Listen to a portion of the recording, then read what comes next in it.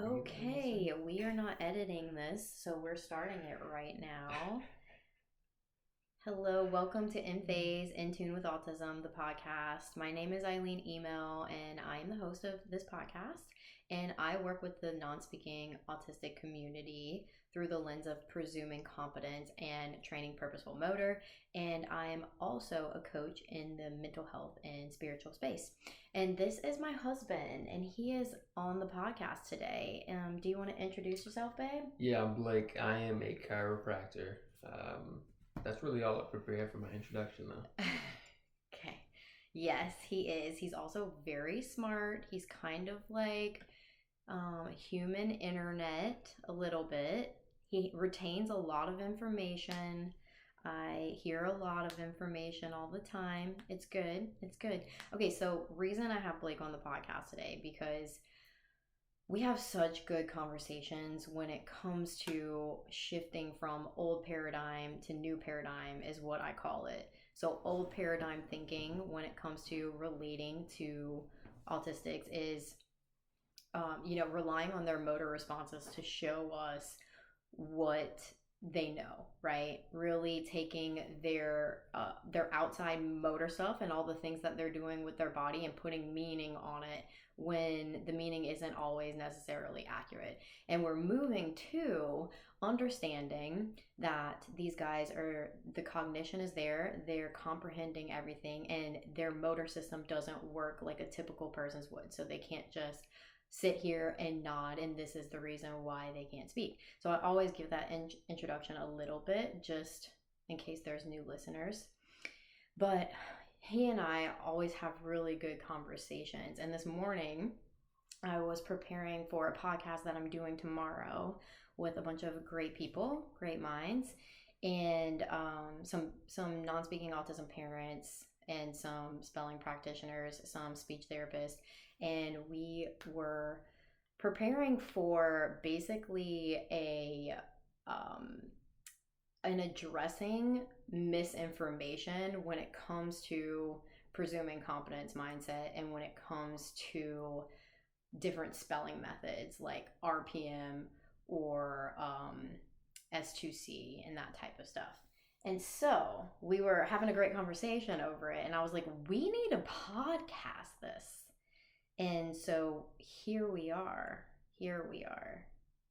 Now, how can we get back to where we were at 9 a.m. this morning? It's now almost 9 p.m. I don't know. I feel like it's whatever part of that you want to talk about. But when you talk about like the new paradigm, what you do with the autistic community versus what I do, not really versus. I mean, there's a lot of overlap, a lot of parallel. Because for me, and what I do, the way that I look at health, the whole reason I'm a chiropractor, not some other kind of healthcare provider, is because I don't think that the way that things are done in the mainstream is always the right way, or not even right, because it's not really about right or wrong with a lot of this. It's kind of just depends on what fits your frame or what your perspective of the world is. And for me, my perspective on how things work and work together is just going to be different than the mainstream world. And that's a lot of what you do, and the work that you do too, Yeah. So that's why I think we have good conversations about all this. It's because we're on the same page about the fact that the way that things are and how connected everything is means you got to kind of look at it a little bit different. Yeah. If you want to move forward and have things be different and get different outcomes. Totally. I do agree. That's why we're on the same page, because our perspectives are so different sometimes from people around us and the mainstream. So we just really connect on that level a lot. And a lot of what I do and of course what you do, like it kind of runs parallel in the sense that we're not the mainstream treatment for, whatever. Yeah. So I guess we were there's so many different directions that we can go in. Yeah, is there a part of the topic from this morning that you wanted to expand on? I guess maybe from the looking at this from the outside, Mm-hmm. there's a lot of controversy about what you do. Mm-hmm. Right. And with the video, the podcast that you're going to be doing tomorrow, with that, it's a specific piece of it. I don't know what piece of it you want to talk there's about, so many pieces. There's so many pieces that is just misinformation and just misunderstanding and misconceiving the whole situation. Maybe we just talk about the idea of presuming competence, you know? I think that's a pretty, because it's foundational to everything that you do. It is. Right? Presuming competence is the foundation. And I don't think that's like common sense either. That's not. It's not. Especially because that's not what we've been conditioned and learned about the non-speaking autistic community. You know, we've learned that they are low cognitively, that maybe you need to speak to them very slowly, that you're not presenting age-appropriate information, and truly we're relying on their motor system to kind of show us who they are, but that's completely distorted because they don't have control over their motor systems. And so I think what we can appreciate, like as people, is when we're communicating and in relationship with somebody else, I don't think we can appreciate how much we rely on nonverbal cues and signals to have us understand what they're going on. Like, we just assume that the majority of communication is verbal, but it's actually not. It's not. So when not only do you not have the language when you're trying to communicate with somebody, but also the verbal cues, the motor component of communication isn't there either. Right. You know, you're going to assume that you don't know what I'm talking about. How can I believe that you're understanding everything that I'm saying if I get none of the verbal or nonverbal feedback? Correct. And, you know, we don't realize too how much somebody's face is the word affect, like face affect, makes us think what they're like, assume what they're actually thinking. Because, oh my gosh, I had a client just today and a client that I worked with in the past where their affect is like this all the time. So you would think that they're, you know, we used to joke that one of my old clients, it was like he would stare into your soul, but like that was what his motor did. He couldn't give any other facial expression, but he was such a deep and rich personality, like with that just blank face. So like you were saying, we rely, and so what we're doing is like we're using something that isn't going to apply to the non-speaking autistic apraxic community. It's just not, you know? Yeah. So we're usually relying on nods and like, oh yeah, like smiles, like, yeah, I get it. And like if someone's coming over with that blank stare, then you might think, this is a good point. Yeah. You might think, oh, they're not into this. Like they're not interested in this, when they absolutely are. You know, my client today, he's expressed he loves what we're doing. We're reading a book and he loves it and he looks forward to it. So yeah, that's just one point. You're right. Like we rely so much on nonverbal things for communication. Yeah. Yeah. So we rely on that to get a feel for what might you be thinking whenever we're speaking with each other. So the way that you look, the way that your face moves, the way that you engage with your body and positioning yourself has me understand that you understand me, that you know what I'm talking about, that we're on the same page. But if you can't display any of that, I'm going to think you don't know what I'm talking about. You're not even here right now. You're thinking about something else. You know? So when it comes to the conclusions that I might draw if I'm observing or trying to communicate with an autistic person who cannot speak, I'm going to conclude naturally they don't know what I'm talking about. Right. And that's where presuming competence comes in. So like the skill of, right. That's where the skill of presuming competence comes in. And so you don't look at what their body's doing. You don't look for certain feedback. You speak to them as if you're speaking to the person who's on the inside and they're not their body. And you presume that they hear you and that they're comprehending it.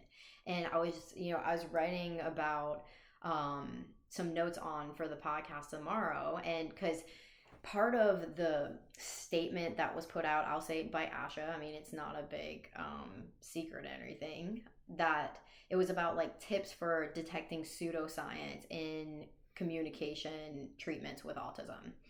And one of the points that they were making was something about comprehension. And, comprehension is an invisible process. And we rely so much, especially in intelligence testing and everything, on motor responses. And okay, where am I going with this? So when you talk about motor response, because I don't know how people interpret what you're saying. I know what you're talking about because we've had these conversations many times. This is why I'm happy you're here. When you're taking a test, like if you or I were to be tested on our intelligence, there's a good chance that even if it's old school style, we're gonna have a pencil, we gotta like fill in a bubble, maybe write answers or something like that. All of that is motor activity to express on paper, I'm choosing A and not D. And you have to not only be able to attend to, read, see the words, read them all, and then tell your body to move, to write, to accurately put a thing down. It's not like when you say, relies on motor response, we're not necessarily doing activities, but just that. Right. Like everything even you do is a motor response. Oh, everything you do is a motor response. And so if you don't have access to any of those skills, then, that playing field, you don't even get to play on that field. Yeah. So then it's like, okay, so this is where I wanted to go with it. So like, let's say that you are testing them in a simple way, and I use this example a lot, but you're putting out flashcards of different objects and you want them to choose a certain object. So with non-speaking autistics who are praxic, if they don't have that process where they can initiate their motor, they might not respond at all. Or if they can't feel their body in space and they tell their body to go as much as they can, but if they choose the wrong one, okay, so that doesn't equal yes it's right or yes it's wrong. And so what I was saying is like comprehension is an invisible process. Like, so if I would like tape your mouth up, right, and I would like tape your hands together and tape them to the sofa and duct tape so he's not going anywhere, and I would give him the verbal command to raise his hand, and he couldn't move his hand and he couldn't open his mouth to tell me that he couldn't move his hand, does that mean that he doesn't comprehend what I'm saying? Like, does that take his comprehension away? So that's basically what, we're presuming incompetence. Mainstream is presuming incompetence in these people whenever we know that they have a neurological disorder that affects their motor system. So why the hell are we doing that? Why the hell are we doing that? For me, I feel like the presume incompetence piece is like acknowledging the humanity in the person, and that's a point from what we talked about this morning, with everything, with the push towards being as objective and scientific as possible. What you lose in that process is like the human side of this whole thing. Yes. And what I was thinking about earlier, I don't know if we've provided enough context on this with the Asha video and all that, but that piece, the presumed competence being important to letting the person that you're working with know that I know you understand me, I know you're here, I know you're not at the development level of an infant. All of that will help let them know, like, yo, I recognize that you're there. You're a human. You're like me. You're not incompetent. Literally. Literally. But the and a lot of times that's new for people, because in mainstream, if they haven't had a spelling or letterboard practitioner come, like, they're just used to people presuming incompetence, and that's their life. Yeah, and I agree with you about it's presuming competence brings the humanity back, because you're not just looking at them as like a data point or just as a body that is there. Not and I'm not trying to shame the people. I know there's great teachers out there. I know there's great therapists out there, but I am trying to feed the conversation in the right direction. Yeah, I feel like a lot of the criticisms of what you do, that world, come from organizations and people who have never seen it or like been a part of it. And a lot of science, they talk so much about like being unbiased and objective and blah, blah, blah. But like, if you've never seen it, never experienced it, never seen a kid do it who, I don't know, that you didn't know they were capable of or anything like that. And you just toss it out of hand because of what you think it might be. That's a bias, you know. Right. Not saying that biases are wrong. If you don't fine. look at it, that is not scientific. It's like scientists are looking at things objectively. You're supposed to take in all of the elements and evaluate all of the things. You can't just be like, oh no, that's not scientific. Because again, the video that I was watching today that Asha put out about letterboard methods being pseudoscience, they stated multiple things that just were not true about the process in the method. And so you already know that they're coming from an uneducated viewpoint. And if, it just gets me because these organizations have so much conviction in what they're saying. And I truly think that people are getting smart enough where it's at a point where they can feel into what feels true and what feels absolutely false. But also to look at all of the things instead of just being like, okay, this is the leading organization, then I'm just going to follow this, which is sad. I feel like many people do, just because they don't know. And there's a lot at stake there. Like, there's a whole human inside of this body that they can't express. So, and even that's a lot at stake to me. And presuming competence, no matter what, is the most humane thing to do. No matter if, it doesn't matter. Like, why not? It's not a dangerous thing to do. It's a good thing to do. Yeah, when I think too about like what people want, like in life, what's important is, especially like parent to child, is like connection, you know. And if you have an organization telling you that, like, most likely your kid's not competent. No. Right. Or like they literally said like feeding into wishful thinking and those things. And I understand that. I'm very sensitive for parents towards those things because I've seen families and what they go through and the the gaining of hope and then the loss of hope. Like it's real. But spelling methods are real, and to me they come from a point of truth, and what we're doing is training skills that these people do not have access to instead of testing them on an unfair playing field, speaking of the connection piece, one of my clients said to me, connection is everything. Connection is the most important thing. Like, that's all that matters. Connection is all that matters. And so again, in the video today, they were talking about like pseudoscience has emotional connection, and that scientific things that are really scientific are objective and have no emotional connection. And I'm just like, what the fuck? So the way that I understand science, you're supposed to take in all the variables into account that are going to affect your outcome. Is that right? I would agree. You would agree? Yeah, I mean, the goal, if you're trying to establish a cause and effect relationship, you want to account for as many of the variables as possible, try to control them. So correct me if I'm wrong. Emotions are very strong, momentous energies at time.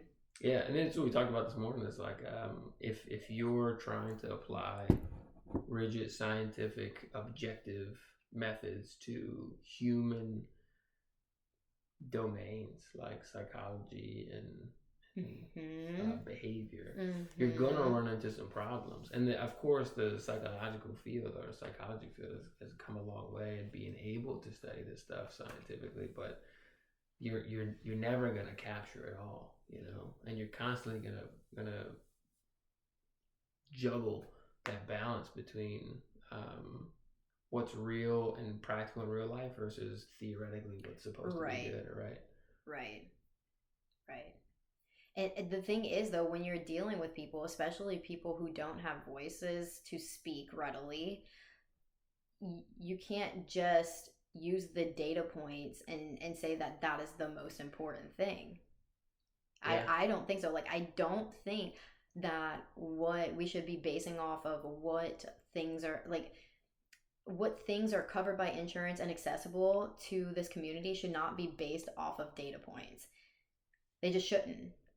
And I would love for letterboard methods to be studied, because I'm like, okay, quantitative data, okay. Like, I've had so many more clients sit down with me for an hour with no outside reinforcement besides connection, right? That's I'm like, why aren't we studying I that? feel like that's what I would love to see. Like a kid who goes to ABA all the time, who has ABA, okay, data point, track the stems, and all the different behavioral things that they're tracking with the data, and compare that to behavior during a session. I would love to see that, because I'm thinking of a client right now where literally his body has so much escalation because his body has a lot of impulses that are reinforced by the environment, just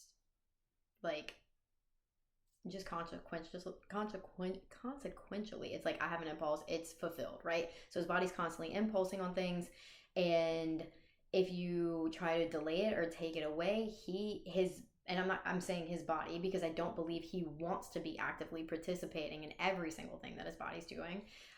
His body's going to escalate. But when he's spelling, he comes down and he's looking at the board and he's moving slowly, and he's in his purposeful motor and he's answering the questions. As soon as the board is taken away, it's like, okay, my body's back in impulsive mode. My body and nervous system is back in that mode, because that's where it's spent most of its time, and that's where it's been most conditioned and reinforced. It's no fault to anyone. It's just the nature of autism sometimes. And that's where this is very important. Like, these children are going to grow up to be adults, and so what we would want is from the get-go to come from a point of understanding where these children are getting, nourishment and safety for their nervous systems and learning those motor skills early on. Or that's where the focus is, instead of the focus just being like, whatever, we're doing whatever scientific consensus is, and I don't know. I mean, I do know. Let me not say I don't know. I believe in what I'm saying. But yeah. It's a doozy. It is a doozy. We're at 22 minutes. Yeah, I think it's tough to come from a world that views things a certain way and to start to believe the stuff that can show up whenever your perspective changes, Expand on that. Sorry to burn. Like, I just remember before you were involved in this, we had conversations back then about what it was like working at your ABA place and all the cool things and whatnot. And then you saw, like, one of your clients do letterboarding for the first time, and she's like spelling whole words, and you're like, she's not even old enough to be able to read or something like that. Yeah. Oh, yeah. Or like, you had no idea that I was like, what? That was possible, sort of thing. On? And the thing that she had wrote was something that the person with the board didn't know anything about. It was like a random thing her dad would say every once in a while. Well, that was one of the conversations that they had. And I was like, what? Yeah. What? And so then you're like, okay, well, how is this possible? And then you gotta figure everything in your mind about what you believe about reality for that to now fit into this new picture. So I feel like what you have to do with everything, no matter if you're into this world or not, is recognize that everything you think you know is up for grabs. Like, totally. We don't actually know the absolute of anything, No.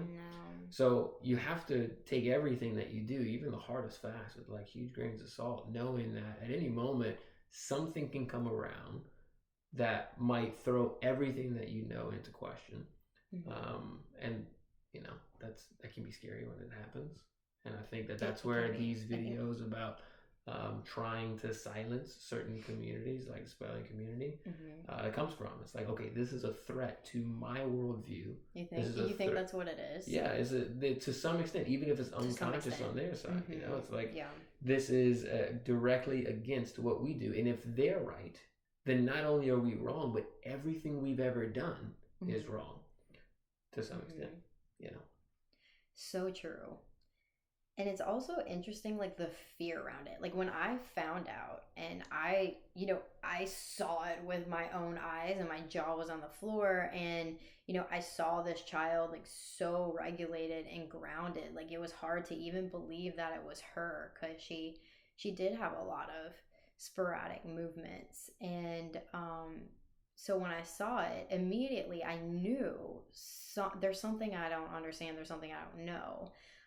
But it's interesting. So after that, I did all the things. I got the books. I went to Texas and did the certification process for that week.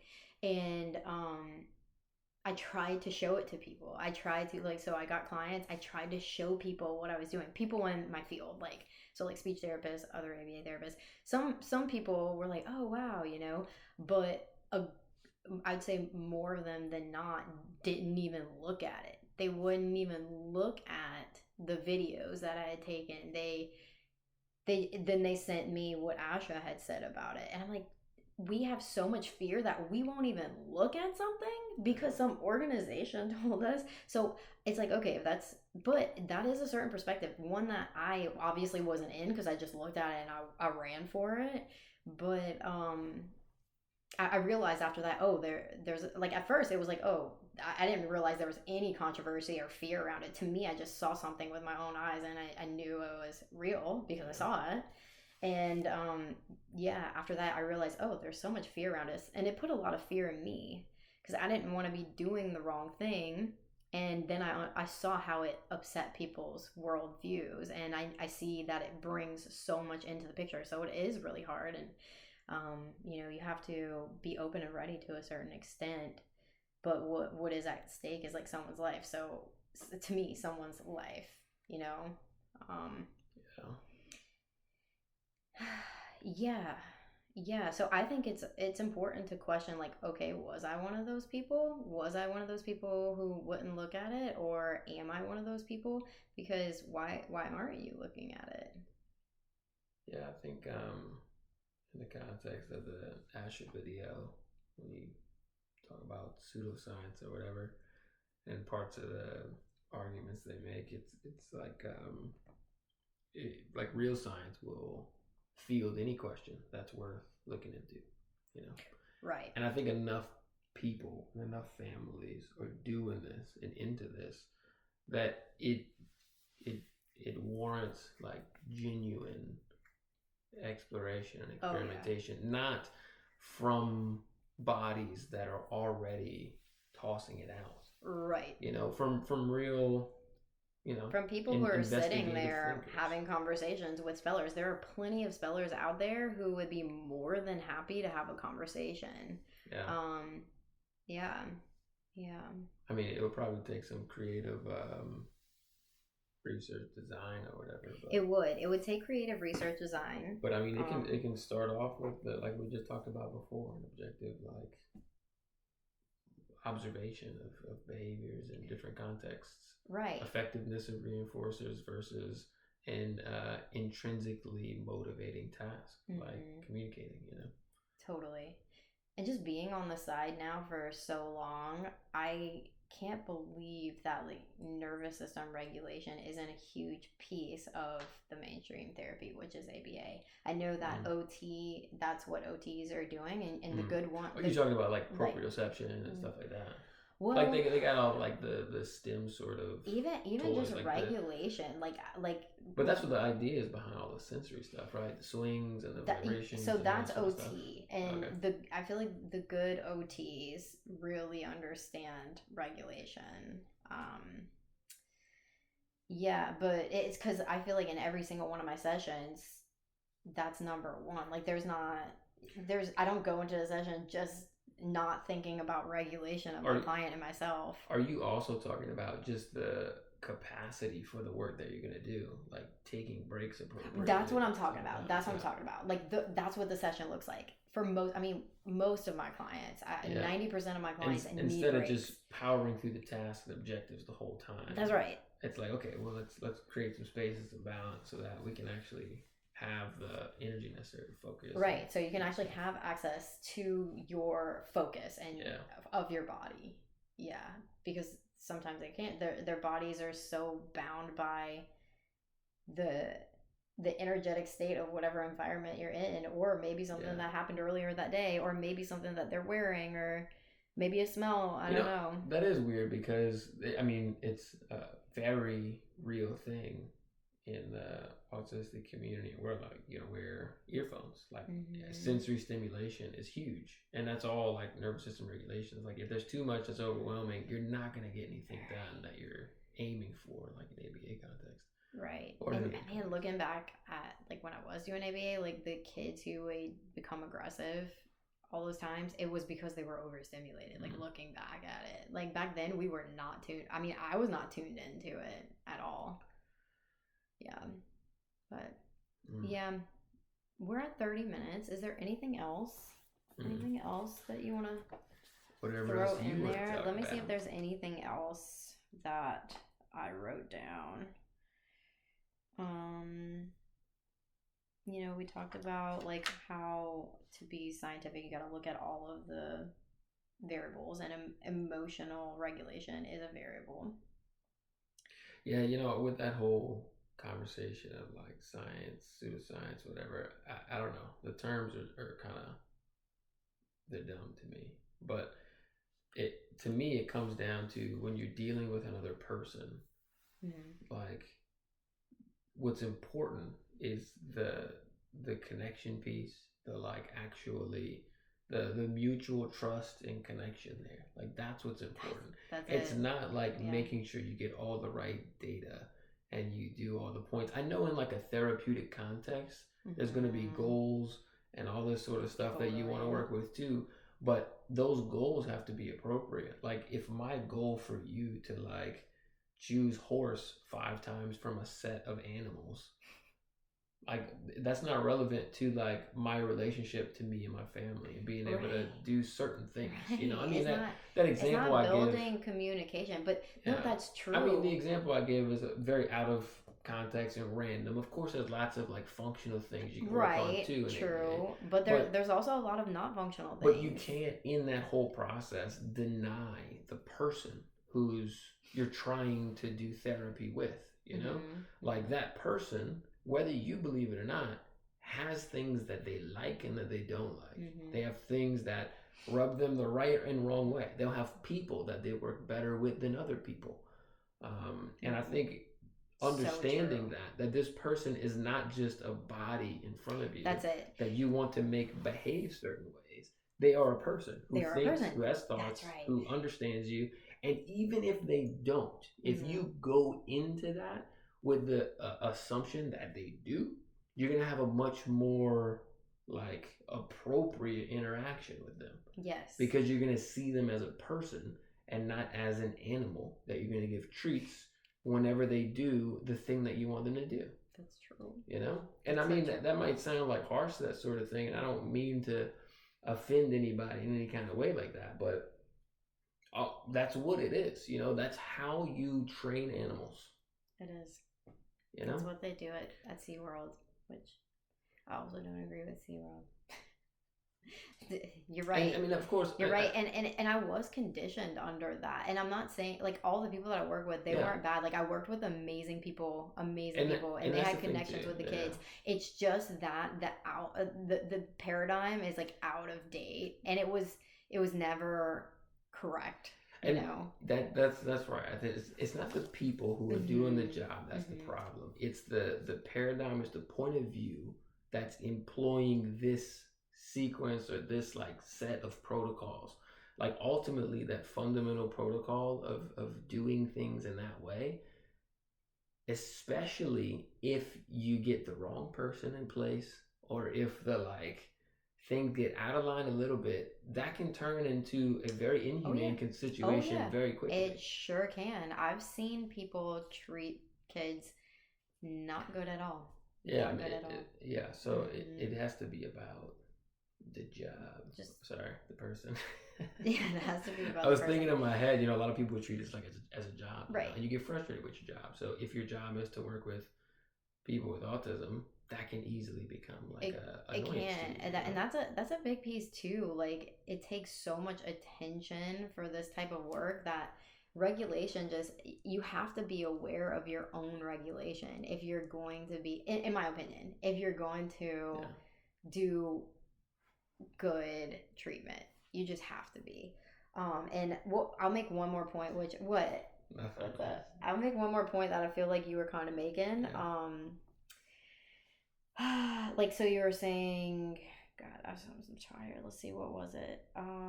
Okay, yeah, like treating them as a whole person and how you jive with some people and you don't jive with other people, and that they're not just these people that are gonna fit into this box that like you should do what I just want you to do type thing. So that's also one of the criticisms that they brought up of the letterboard methods, that it's not, or actually I don't think they brought it up in this video, but this criticism is brought up a lot, um, that it's not generalizable. Like if I am on the boards with one of my clients and then I give the board to Blake, then they probably couldn't respond. Yeah. So let's just address what's going on there. There's so much going on there. So go To me, I immediately want to go to just a situation with neurotypical people. Like I'll have certain conversations with some people, and I won't have those same conversations with another person. You know, not because like I don't want to talk about those things. It's just like it doesn't come up in certain ways. Like some people, it's so easy to communicate with, and some people it's like, I'm like so smart, and with you. other people I'm so not smart. And I'm not trying to say that like a kid with autism is picking and choosing who they want to talk to, but that like ability to connect like that is easier between certain people and less easy with other people. That's right. And I'm not saying that explains the entire reason that phenomenon is present, nor am I going to claim to know exactly what's going on with communicating, working here and not here. But that's definitely one of the things. That's just the thing. It just is. And that just makes sense. Like sometimes your energy just is synergy with somebody, and sometimes it's not. And because I work, I've worked with a lot of people, and I've had client relationships where they were just like that so quick. We're just on the boards and we're just every single time. And then there's other clients that it's not jiving that way, but we work on it. But also they're so sensitive to the environment, so bringing a new person in is a whole new environment. So therefore then they have to encode this environment and start to understand how to integrate it in their body while making their motor work, right? So they're encoding now where the new person is holding board. Now they're encoding the sound of the person's voice. They're encoding the way you smell. They're encoding the way you feel, right? And those are all big things. Those are big things for someone who has a very sensitive system. Maybe this is an inappropriate conclusion to come to for me, but like that might actually be an argument on why and how this is actually closer to genuine communication than some kind of accident.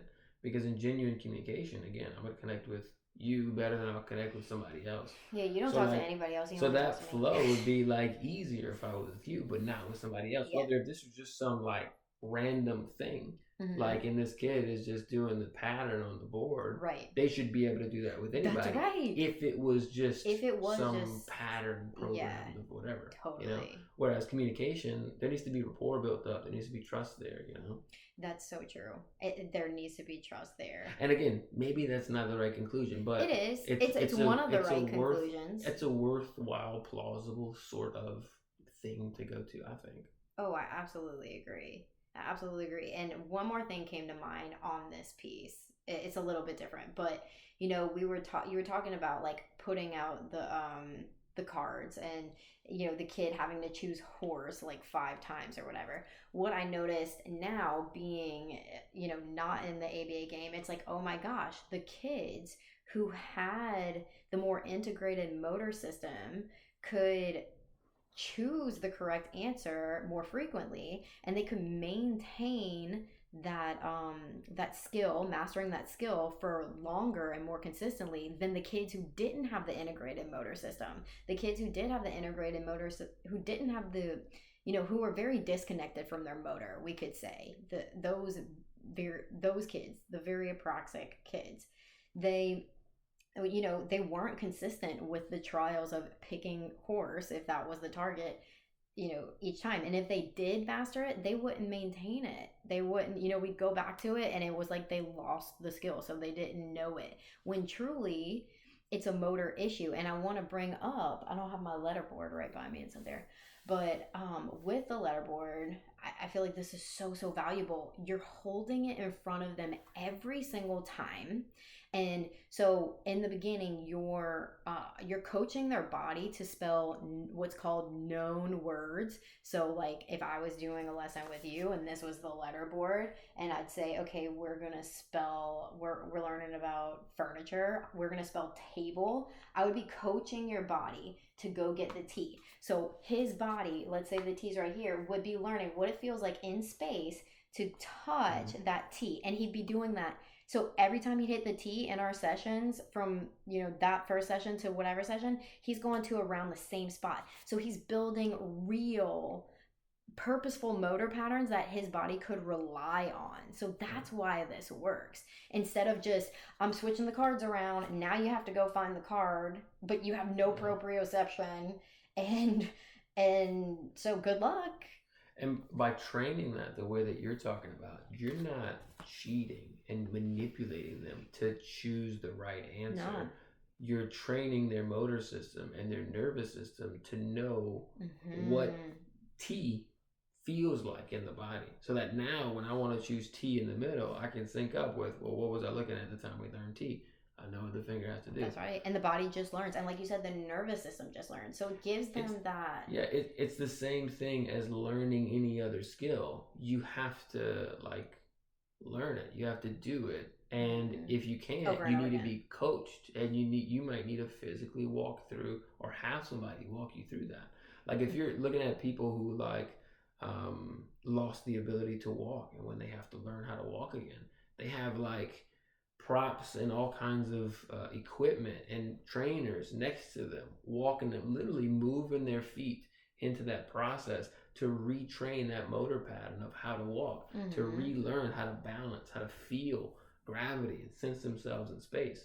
It's training the nervous system, and it's training the motor skills, motor patterns. So that makes sense to me too. Yeah, it does. I mean, it's just a system that works, and it's not it's not quick and easy and overnight. And what's crazy, that it can even happen if I'm only training with your kids 2 hours a week, but if it was done every day, if the parents would jump on board too, it would be a lot quicker. But it's not quick, it's not easy, it's not overnight, it's not some magic thing. It's real true work by the practitioner and by the child. And I think that's an interesting piece too, because I remember whenever you at first start seeing some of your clients do this stuff, not the ones that you worked with, but back when you were on ABA, it's wait, when did they learn how to do this? Yeah. When did they learn how to read? When did they learn how to spell and all this stuff?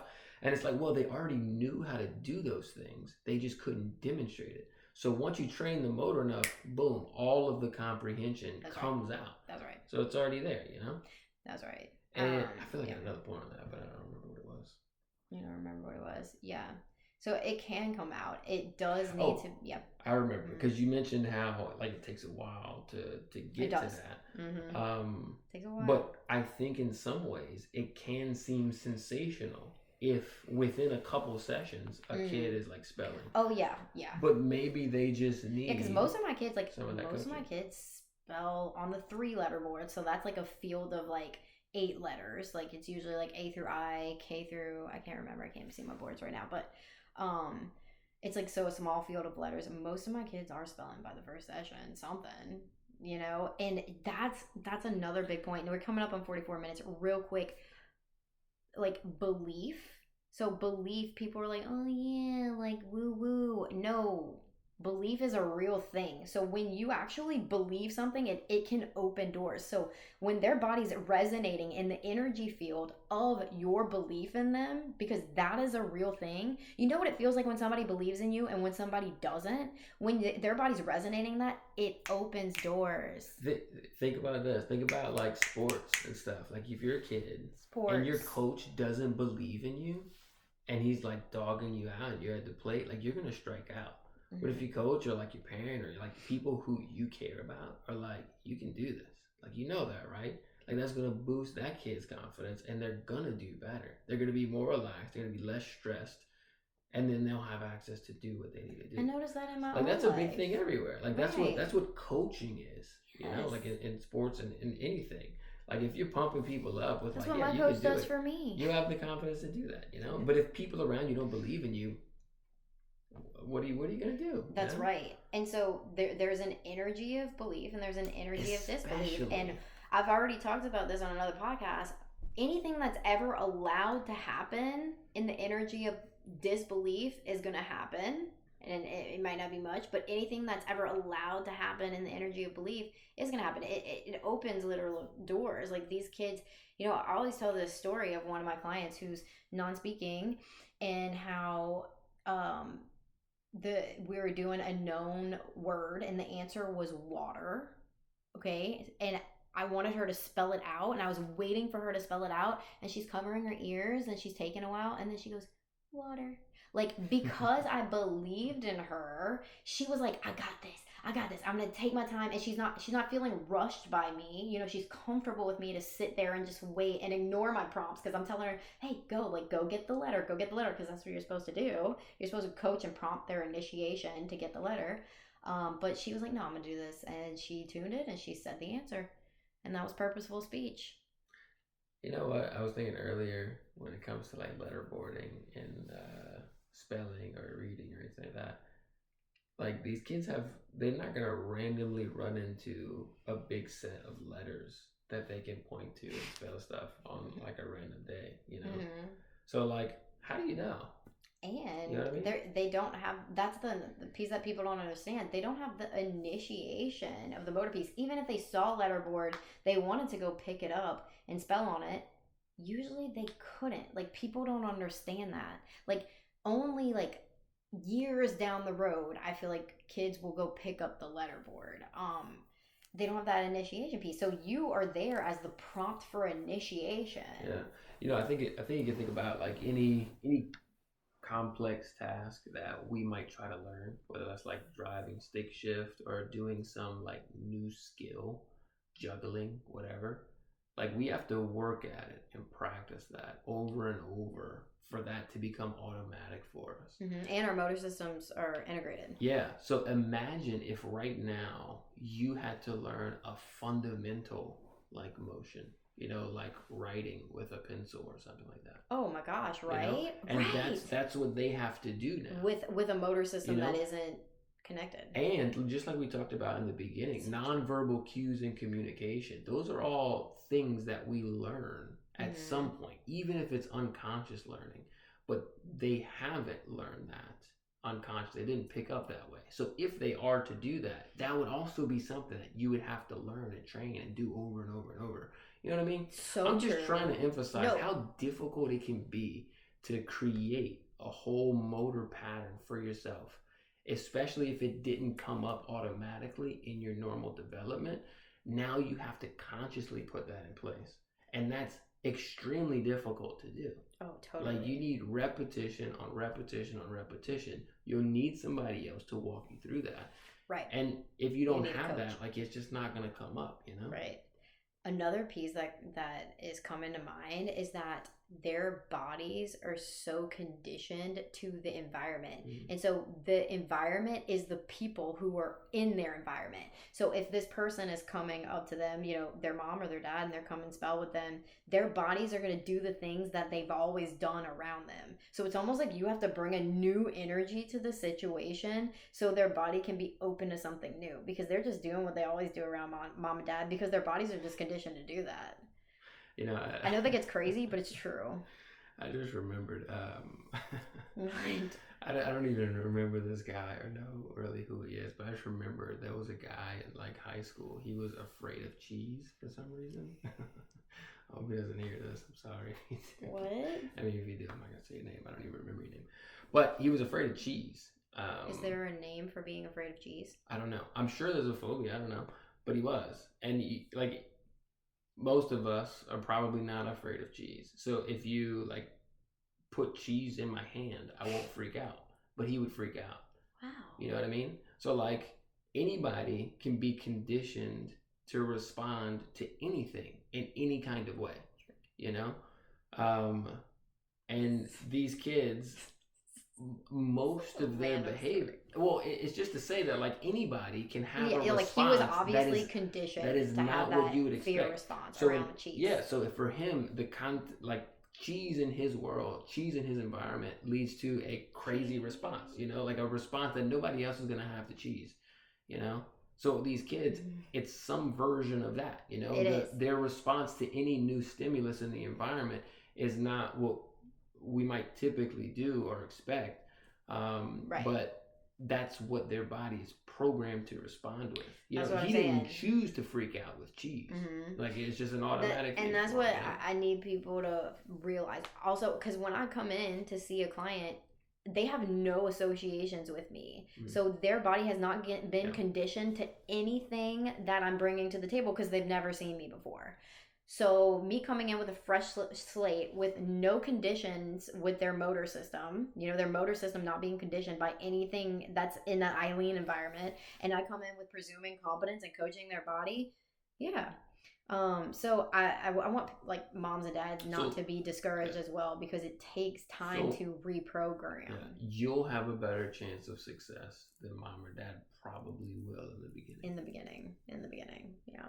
Yeah. Okay, it's almost 10 hours, so I'm going to say we stop. It was good. It was really good. I think we should get back on here, and next time we have a conversation, spark, and, you know, just keep this thing going. Just keep this thing going. See.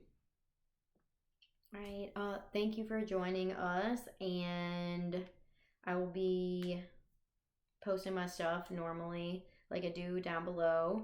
I do coaching, and I really help with helping parents integrate the presuming competence mindset as a lifestyle and really immersing their whole family into it, and understanding that the mind and body are two different things, so you can relate to and treat your child in the highest respect possible. And yeah. All right. Blake, thanks for being my guest. Thanks, man. Okay. Love Bye. You. Love ya. Almost exit out.